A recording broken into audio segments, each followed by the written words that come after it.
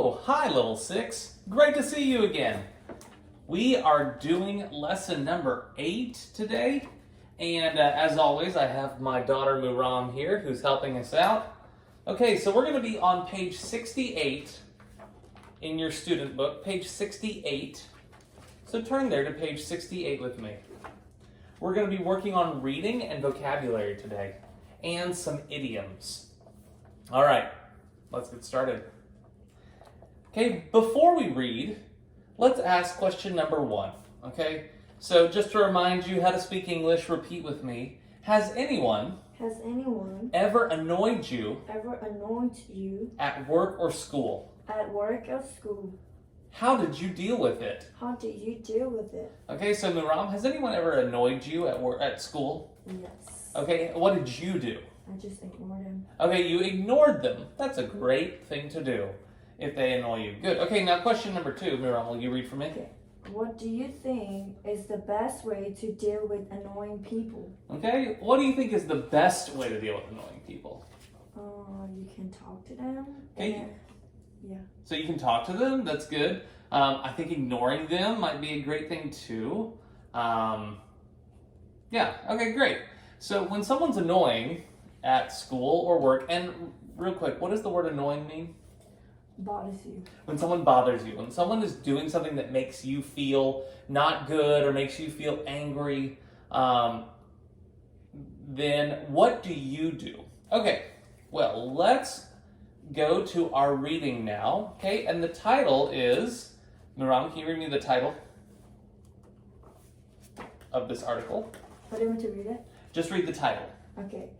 Don't let annoying people drive you nuts. Good. Don't let annoying people drive you nuts. And what do you think nuts means? Crazy. Crazy. Don't let them drive you crazy. All right, I want you to pause the video here. I want you to read this article for yourself. And then when you come back, we'll read it together.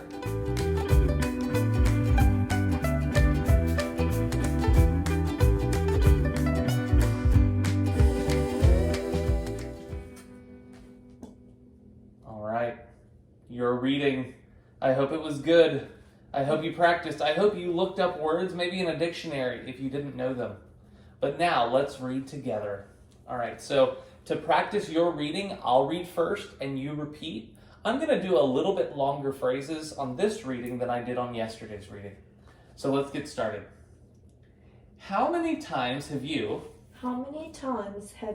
had to put up with a phone ringing in someone's pocket in class? Had to put up with a phone ringing in someone's pocket in class. The loud talker in the seat behind you on a plane.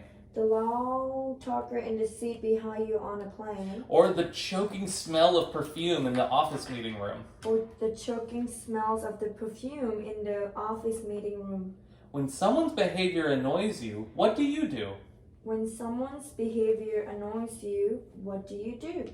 Well, if you don't know the offending person, if you don't know the offending person, or aren't tied to the situation, you can get up and leave. So they're saying the first thing that you should do if someone annoys you, what can you do? Get up and leave. You can leave. You don't have to fight them or argue with them. You can leave. But what if you can't leave? What if you can't leave? Or if you're forced to share space with a person. Or if you're forced to share a space with a person. Who regularly drives you up a wall. Who regularly drives you up a wall. Up a wall. Up a wall. What then? What then? Good. And let's say that again. What then? What then? Nope. What then? Nope, you're saying den. Can you hear it, class, in her voice? She's saying D-E-N. What then? Okay, so say with me. Den. Den. Then. Then. Not then. Then. Then. Den. Den. Then. Then. You say the same. Then. Then. Den. Den. Then. Then. Can you hear how those two are different? T and D. Yeah, not T, T-H. T-H says Then. then. Then. Then. then? Okay, so let's do that last two words. What then? What then? What then? Then. No, not then. Then. Then. What then? Last time, class, do it with me. What then? What then? I can't. Close enough. But that's why we practice. I hope you're practicing at home. All right. Getting angry isn't the answer. Getting angry isn't the answer. Experts in group relations Experts in group relations say that getting angry with an annoying person said that getting angry with an annoying person only makes a bad situation worse. only makes a bad situation worse. A confrontation A confrontation can put you in a bad mood, can put you in a bad mood, increase your stress level, increase your stress level, and make you say things that you might regret later. make you say things that you might regret later. However, However, turning a blind eye to the problem turning a blind eye to the problem and doing nothing and doing nothing will only make you more resentful, will only make you more resentful, and it won't make things better. and it will make things better. Good. So in this paragraph, does it say that getting angry at an annoying person is a good thing or bad thing? Bad. It's a bad thing. Why is it bad? Because you will regret later. You might say something that you regret later. You might make the person more upset. But, so what should you do in this? Should you do nothing? Maybe you can. From this paragraph right here, should you do nothing? No. No, it says you shouldn't just turn a blind eye. If you do nothing, then you'll get more upset. Yeah. So if you do something angrily, then you will probably do something wrong. And if you do something, and if you don't do anything, you'll probably feel worse over time. So, what should you do? The direct approach is often the best. The direct approach is often the best. If you decide the problem is bad enough, If you decide the problem is bad enough, and you can't avoid it by changing office desks, and you can't avoid you can't avoid it by changing office desks or moving to a different part of the classroom, or moving to a different part of the classroom, many experts agree that addressing the problem many experts agree that addressing the problem head on head-on is your best approach. is your best approach. Best Best approach. But be careful. But be careful. If you sound overly critical or accusatory, If you sound overly critical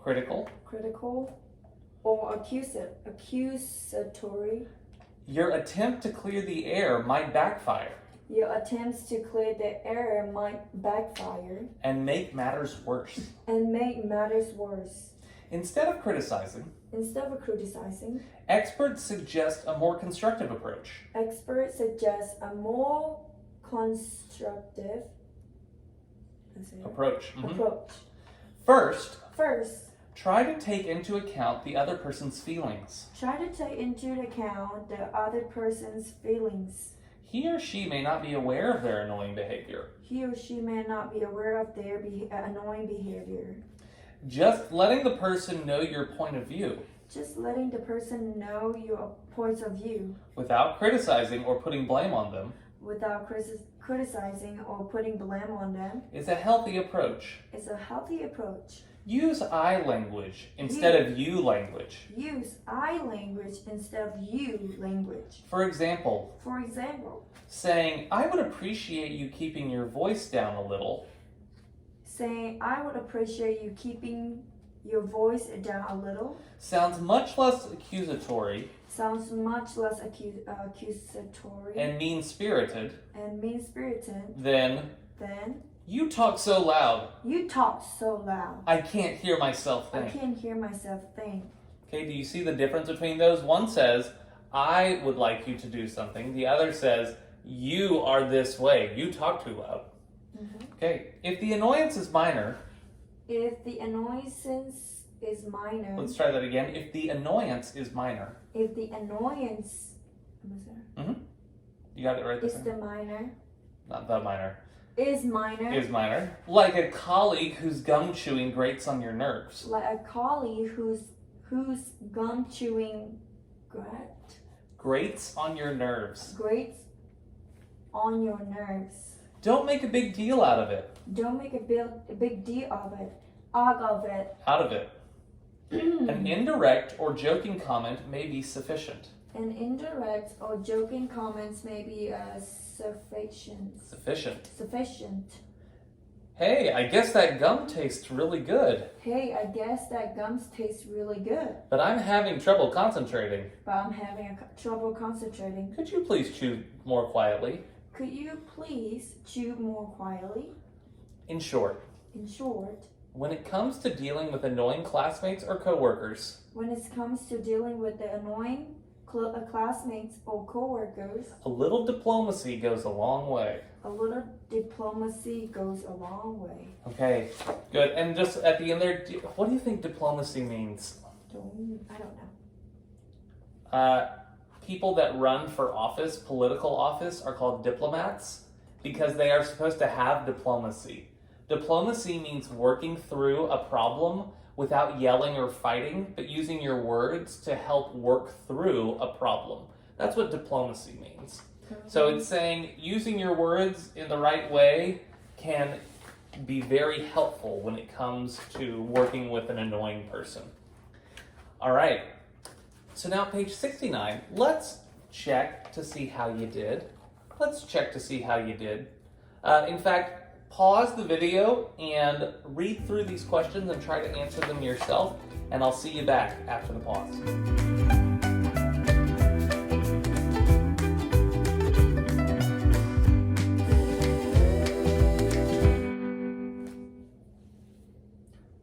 All right, I hope that you read these questions on part A, okay, under section 3. So let's check your understanding, and I'm right up here on page 69, right there. Okay, number 1. Why is it not helpful to get angry with annoying people?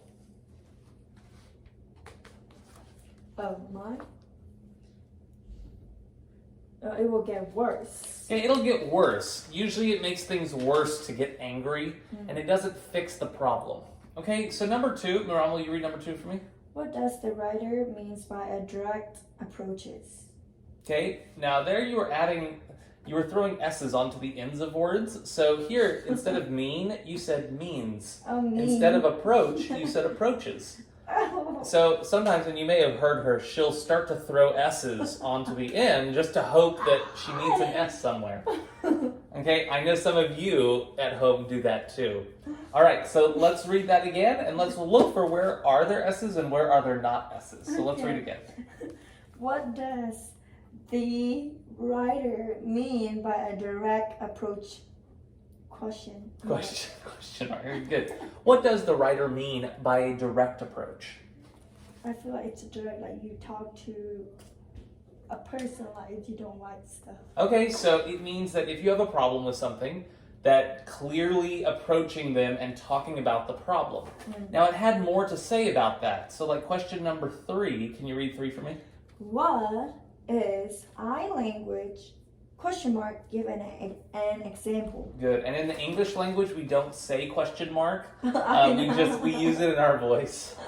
Okay, so what is I language? Give an example. Can you give an example of I language? It's right here in the book. Okay, what did it say in the book? I would appreciate you keeping your voice down a little. Sounds much less. Okay, sounds much less better. Good. So my wife and we have to change our language a lot when we get into small arguments. But we might want to say, you did this. Like, you did not take the trash out. And instead we'll change the language to say, I was hoping that you would take the trash out. Or I expected the trash to be taken out. It changes it where you're still talking about your problem, but you're talking about your feelings more than about what the other person did or is like. So when you are upset at someone, try to use the word I as much as you can. I hope you do. All right. So number 4, a friend is annoyed with a colleague who often uses office emails to send around photos of her family. So your friend is annoyed. They're upset that someone else is sending around pictures of their family. Is your friend sending the pictures? No. No, she's upset. Yeah. What advice would you give your friend? Start with if I were you. If I were you, I would talk to the girl. What's her name? I don't think we know her name, but okay, so you could say to your friend, if I were you, I would talk to the person sending emails and say something like, I see your family a lot on company emails. I don't like seeing your emails so much, but I love your family. I just don't need them in my office emails. Something like that. All right. So I hope that you understood the article. The main point is don't get upset. Directly and nicely talk with the person about their problems. Okay, so now, but in this passage was pretty difficult because it used a lot of idioms. And Naram, do you remember what the word idiom means? I don't remember. What? I don't remember. Okay, so idioms are things, here's a whole list of them. So idioms are something that we use all the time in language. Every language has idioms. And America has a lot of them. So, number 1, drive you nuts. Now, does that actually mean you're driving a car full of nuts? No, what does that mean if I say it drives me nuts? Crazy. It means it's making you crazy. Now, I didn't say making me crazy or making you crazy. I said it drives you nuts. Yeah. It's an idiom. So, idioms are when some words mean something different. Okay, so in this, complete the idioms in the chart using the words from the reading. So all of these idioms in part B are in the reading here. So finish the idiom and then write the explanation of what it means. So drive you nuts, here it says to irritate or annoy very much or to make you crazy. All right, so pause the video and fill out this idiom chart. I'll see you after the break.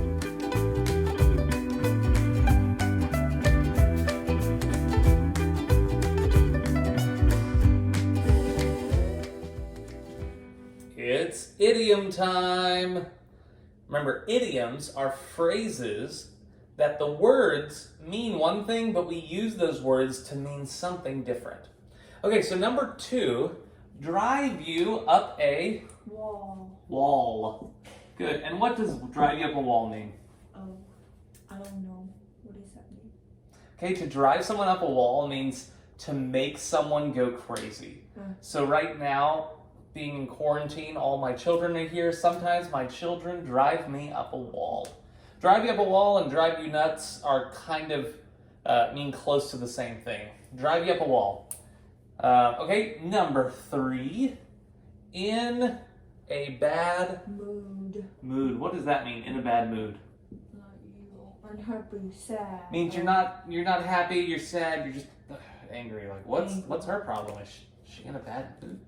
Okay, number 4, turning a blind eye. What does that mean to turn a blind eye? I think it's doing work. Don't keep yourself or something. Okay, so to turn a blind eye to something means to ignore it. So if I said don't turn a blind eye, that means don't ignore it. For example, we have many people in Dallas that are not from America and they want to learn English. So we shouldn't turn a blind eye to them. We should help them.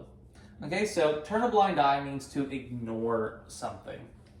Some people are wanting to turn a blind eye to coronavirus, but we're not doing that yet.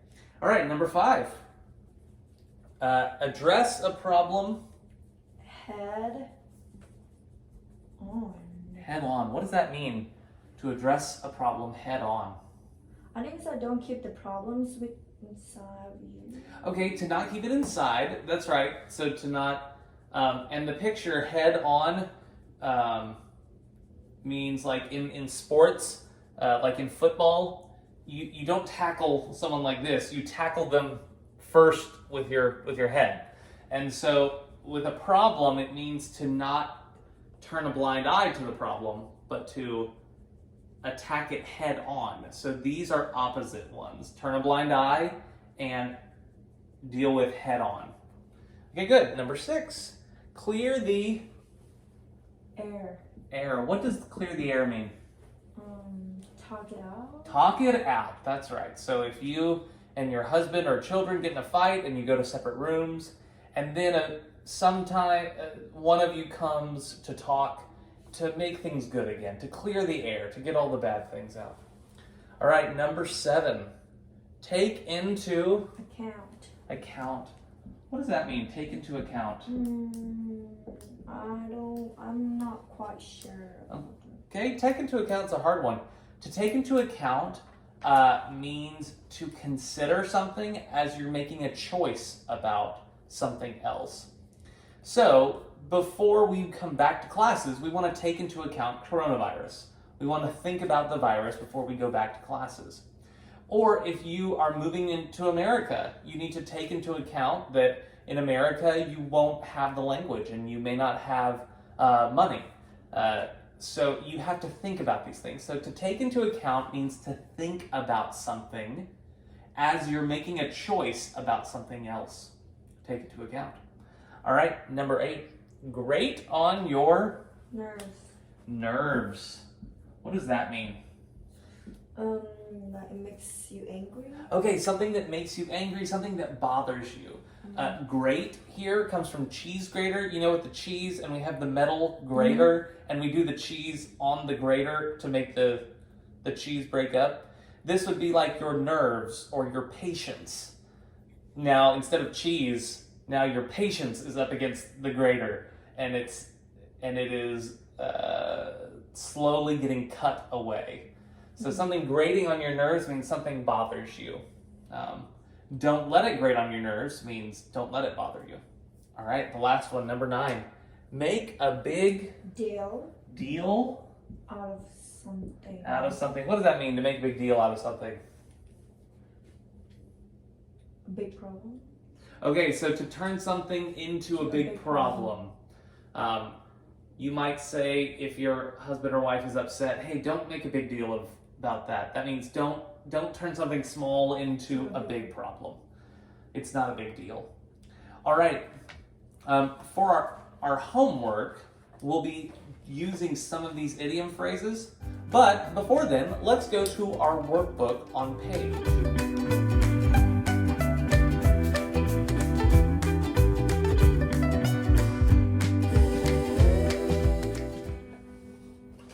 Let's get your workbooks out. I hope you found it. And if you missed the page again, that's page 35 in your workbook. Okay, and we're going to be working on some vocabulary words. This article that we just read on page 68 had a lot of big vocabulary that I think it's good for you to know. So I want you to read numbers 1, 2, 3, 4, 5, and 6 and write in the missing vocabulary words from this box up here. Now look at the instructions. It says 3 of these words are not used. So you may have to look in a dictionary to find out what these words mean and where they fit best. So pause the video, do your best to fill this out using the vocabulary words, and we'll talk about them when we come back.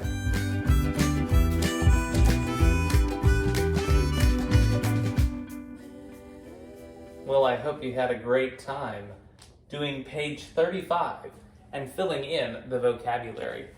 This was a little tough because the words, some of them had close meanings, and there was also words that you didn't use.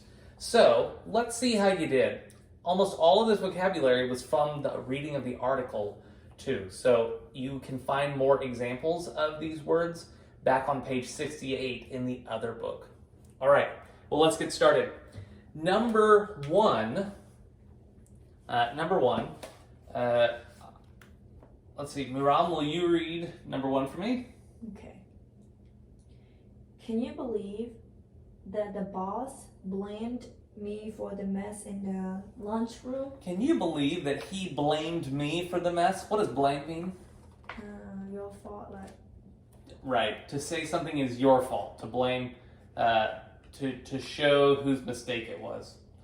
Okay, I know, he said it was your fault, and it wasn't, but he blamed you. Yeah. All right, number 2. My co-worker's habit of the talking to her friends on her cell phone all day really grates on my nerves. That's right. So here's an example of our idioms from the last page. And remember, grates means, in America we use cheese a lot, and so we have cheese graters. But grates means to bother, to cut off slowly by a little bit. Okay, so I'm going to read A and B. My coworker's habits of talking to her friends on her cell phone all day really grates on my nerves. And then the other person says, how can you stand listening to that all day? All right, number 3. I tried to talk to James about the argument we had yesterday, but it was really annoying. Oh, what do you mean? He got even angrier than he was yesterday. He was yelling at me. Okay, so she used the word annoying, but that was not the right word. Here, she tried to go and talk to James. What did that help James or not help James? Backfired. It backfired. Nice. Nice. Backfire. Why did I change it? Because annoying there makes sense too. If I went to talk to someone and they got even more upset, that would be annoying. But here, backfire comes from a gun, where you try to shoot the gun over there, but sometimes the gun, you shoot it, and the bullet, it shoots back at you. It backfires. It comes from a gun. So this is when you try to do something good, but it ends up hurting you. I tried to talk to him, but he got even angrier. It made it even worse. Backfire.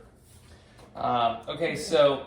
So some people don't want to open up the cities again right now because they think it will backfire.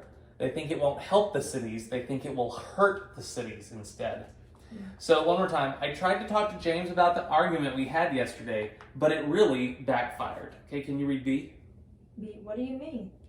He got even angrier than he was yesterday. He was yelling at me. Okay, good. Number 4. I had a meeting with my boss today. She's very confirmations of my work habits. Okay, so confrontation, was the boss good or not good? Was the boss saying something nice or not nice? Not nice. Confrontation also means not nice. But here, confrontation is the word, the wrong. If it was confrontational, that could work. But she was very critical. Critical means to point out the bad things that somebody's doing. So, with Muram, when she said den or then from earlier, I was being critical. I was pointing out her problem. Now, as a boss, you have to be a little critical, but you can't be too critical. So here, the boss, she was very critical of my work habits. And then can you read B? Why was she so negative? What did she say? Okay, so the boss was negative. She was being critical. Now, there was a word that could switch out here with critical, and it was annoying or accusatory, because accusatory and critical mean almost the same thing, but critical was the best choice. So let's read number 5. Okay. You did a great job talking to your employee about her mistake. You weren't at all accusatory or critical. That's right. So accusatory means to say someone has done something wrong. Accusatory. I accuse you of doing a bad thing. Okay, so you weren't at all accusatory or critical. And then? Thanks. I was trying to use the constructive skill we learned in the workshop last week. Oh. What? What? Okay, so constructive skills could work, but constructive is better used in a different answer. Here, it's a word from our reading. Diplomacy skills. Do you remember what the word diplomacy means? Like when it's working. Oh, like solving problems. Helping to solve problems with your words. So let's read that again. Thanks. I was trying to use the diplomacy skills we learned in the workshop last week. So the boss worked through a problem with an employee using diplomacy skills, or skills of helping conflict finish without fighting. Diplomacy. All right, number 6. What is surfactants? I don't know. You couldn't have gotten this because you already used it someplace else. What is constructive criticism? Constructive criticism is a very important thing for bosses and teachers to know about. Constructive criticism is when you tell someone they have a problem, but you are doing it to help them, not hurt them. And you know when someone is telling you, I don't like this about you, you know that is not constructive. That's not helping you build up. A teacher might say, oh, you're saying this word wrong. Don't say din, say them. Now, when I say that to Miram, do I say that to her because I hate Miram? No. No, why am I teaching her the difference between din and then? So that I can get better. So that you can get better. It's to construction, means to build. Constructive criticism means to build up. Okay, so let's read these words through one more time. Great. Great. Backfire. Backfire. Critical. Critical. Accusatory. Accusatory. Diplomacy. Diplomacy. Constructive. Constructive. We're going to be using some of these words in our homework for this assignment. Thank you for reading through this with me. If you have any questions about words, send me an email and I'm happy to give you more examples in writing of what these words or idioms mean. I'll see you on Monday.